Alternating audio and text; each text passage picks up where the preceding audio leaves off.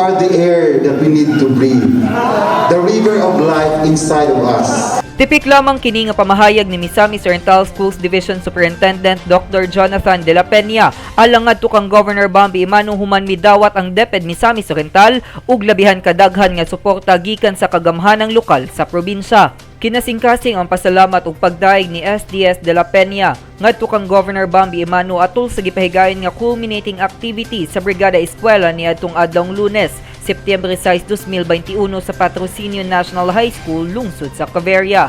Pasalamat sa hugot nga suporta sa amahan sa lalawigan ngadto kanila sa Department of Education Division of Misamis Oriental. Pinaagi sa mga programa ug proyekto nga iyang gipatuman sa mga tungaan sa tinguha nga mapalambo ang sektor sa edukasyon sa lalawigan. Presensya niini sa panahon sila nang inahanglan sa iyang tabang ug suporta. You are the half that made us whole. You are the anchor of our soul. Because you are strong when we are weak. You are the words when we can speak. You never fail to see us through. That's the love we found in you. Dako ang nahimong kalambuan sa edukasyon sa lalawigan. Sa higayon nga mipungko si Governor Bambi Imano isip amahan sa lalawigan. Gumikandaan pa lang iyang prioridad ang mahatagan ug bili ang pagtungha sa kabataan. Ako si Ray Marximania alang sa limpyo ug matarong nga panggobyerno, padayon Pilipino.